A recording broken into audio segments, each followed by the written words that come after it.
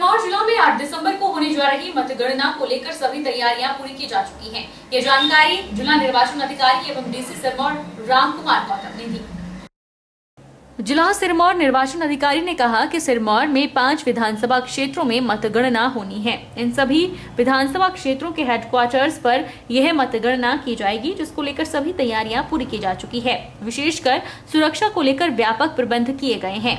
प्रत्येक मतगणना केंद्र पर 3 टायर सिक्योरिटी का इंतजाम किया गया है। मतगणना केंद्र के 100 मीटर के दायरे के भीतर केवल अधिकृत लोग ही प्रवेश कर पाएंगे। इसके अलावा मध्य घेरे की सिक्योरिटी में राज्य सैन्य बल तैनात होगा और तीसरे और अंतिम सुरक्षा घेरे में जो स्ट्रांग रूम और मतगणना केंद्र के बाहर होगा, उसमें सैन्य बल तैनात होगा। इसके अलावा मतगणना के बाद जहां जहां पर भी विजय जुलूस निकलेगा, वहां पर भी सुरक्षा के व्यापक प्रबंध किए गए हैं। को लेकर जो है वो सारी हमारी तैयारियां पूरी हो चुकी हैं। सभी हमारे 5 विधानसभा क्षेत्रों की मतगणना जो है वो विधानसभा क्षेत्रों के हेडक्वार्टर पे की जाएगी। वहाँ पे जो डिग्री कॉलेजेस हैं, स्कूल्स हैं, उसमें की जाएगी और इसको लेकर व्यापक हमारा सिक्योरिटी अरेंजमेंट रहेगा।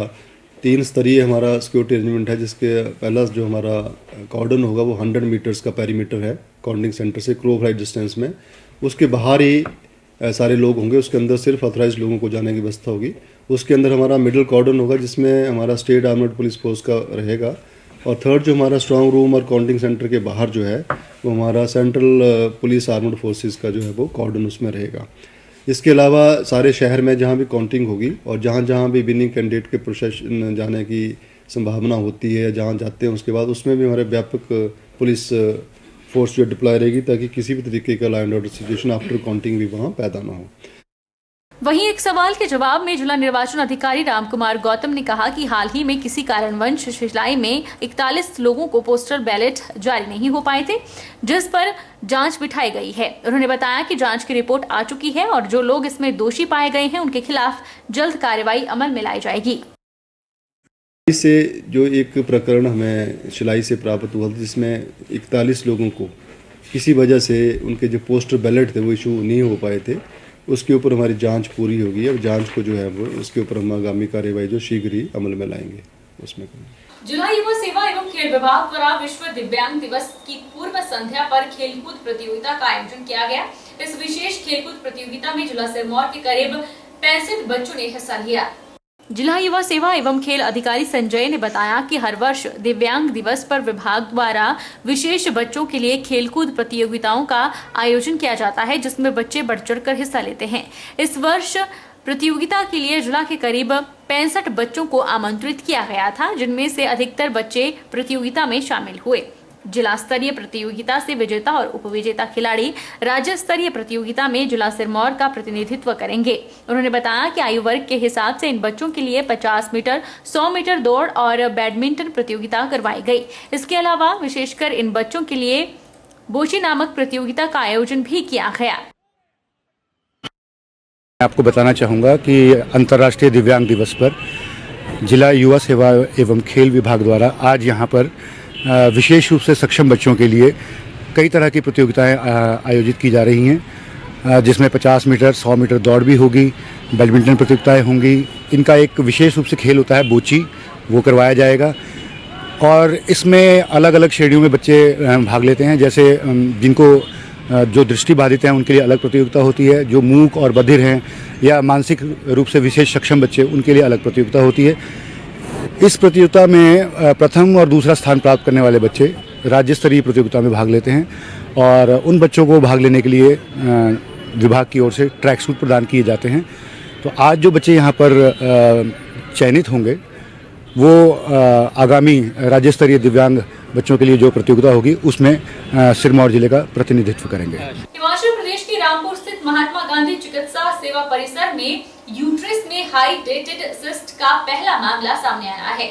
चिकित्सकों की टीम ने इसका सफल ऑपरेशन भी किया है। महिला के यूट्रस में हाई डेटेड सिस्ट देश में ना के बराबर पाया जाता है। मूलतः यह बीमारी भेड़, बकरियों और कुत्तों में पाई जाती है।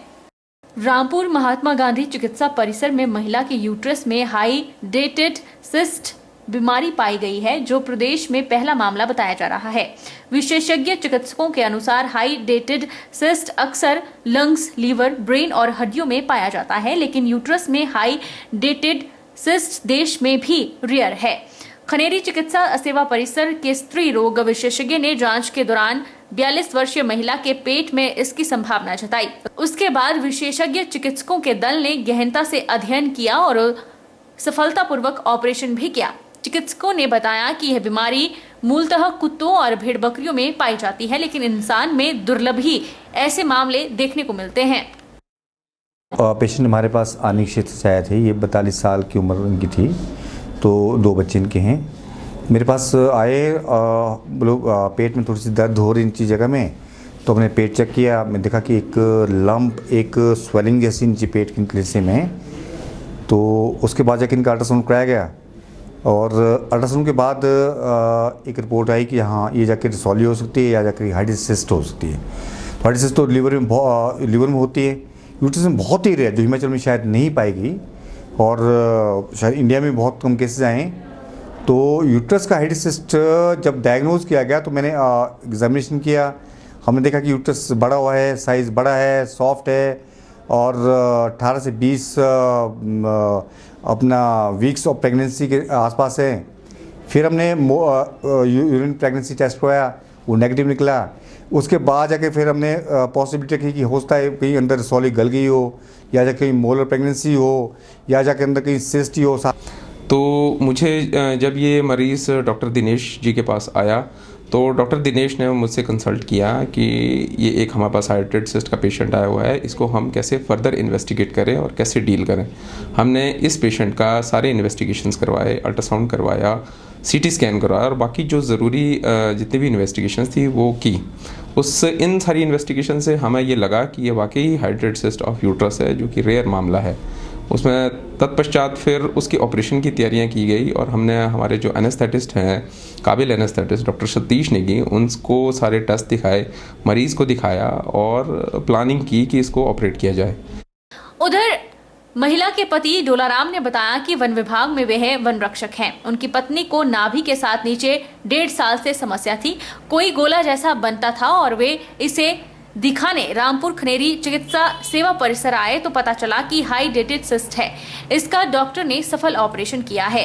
उन्होंने बताया कि गूगल में सर्च कर देखने पर मालूम हुआ कि यह बीमारी बहुत ही कम भारत में पाई जाती है। यह अफ्रीकन अमेरिकन देशों में पाई जाती है।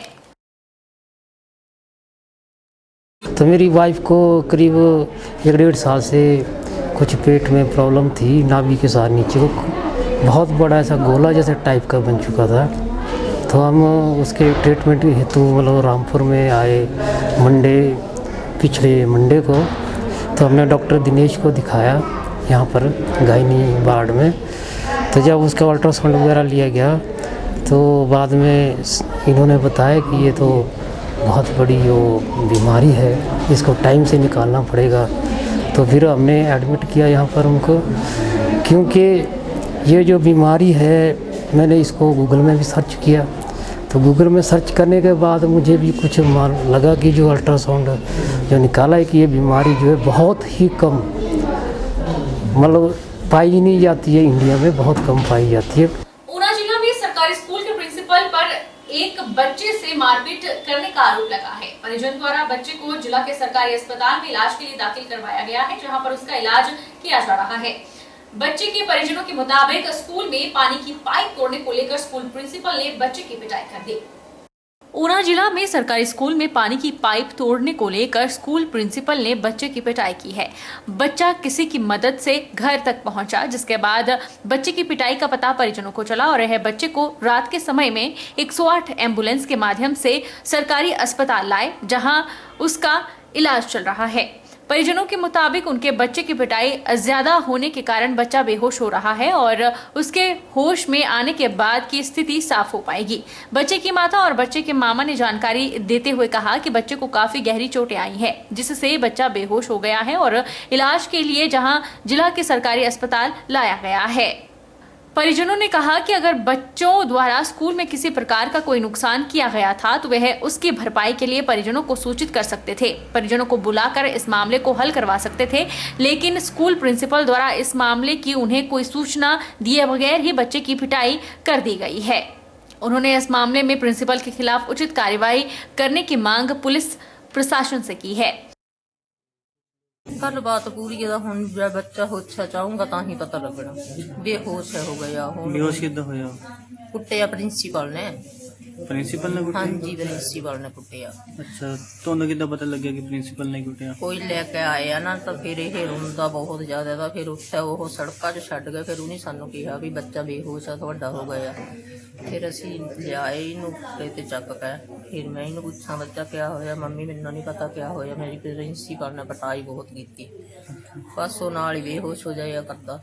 ਬਾਕੀ ਤਾਂ ਹੁਣ ਹੋਸ਼ ਆਈਏ ਤੇ ਪਤਾ ਲੱਗਣਾ ਵੀ ਕਿਆ ਕਿਆ ਹੋਇਆ। ਜੋ ਜਾਣਬੁੱਝ ਕੇ ਮਾਸਟਰ ਨੇ 3 ਵਜੇ ਦੇ ਬਾਅਦ बाकी सारे बच्चे भेज के उसके बाद मारपीट की थी। अच्छा जी। बाकी जब होश में आएगा तभी लगना पता। वैसे तो बच्चे एक बच्चा को मार लगा। क्या मामला की है उधर पूरा? मामला ये था कि पता नहीं कोई टूटी वगैरह वो खराब हो गई थी। अच्छा जी। तो टूटी खराब होने की वजह से इतनी मारपीट कर दी उन्होंने। आपको कैसे पता चला इस मेरे को फोन किया, मैं कहीं हुशियारपुर में गया था तो सारे बच्चे रो रहे थे घर में। मम्मी हमारे इसकी गरीब परिवार है और बड़ी बेरहमी से मारा है और इसका पता नहीं क्या बात है।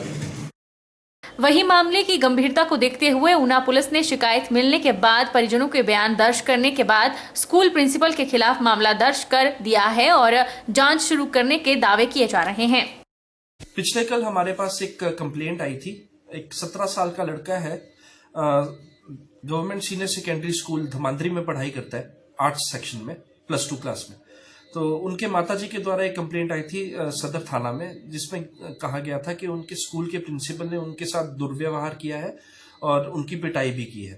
तो इसके उपरांत एप्लीकेशन पे हमने कार्रवाई करते हुए इसमें सेक्शन 323 आईपीसी और 75 सेक्शन जुवेनाइल जस्टिस एक्ट के तहत मामला दर्ज भी कर लिया गया है।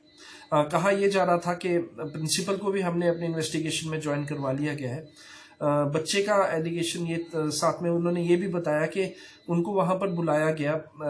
एक स्कूल के ही वॉशरूम में 2-3 टैप टूट गए थे, 2-3 दिन पहले की बात है। उसी चीज में 10-12 लड़कों को जो है प्रिंसिपल साहब ने अपने पास तलब किया था और उनसे पूछताछ करी थी और इसी के दौरान उस लड़के के साथ उनमें से एक लड़के के साथ काफी मारपीट की गई है। तो वो उस टाइम पर बेहोशी की हालत में उसको उसके पेरेंट्स जो थे यहाँ पर सिविल हॉस्पिटल ऊना लेकर आए थे और उसके उपरांत उसकी माताजी ने एक दरख्वास्त देके पुलिस स्टेशन सदर में कंप्लेंट दर्ज करवाई। वक्त तो चला है छोटे से ब्रेक का। ब्रेक के बाद फौरन लौटेंगे। आप बने रहिए हमारे साथ।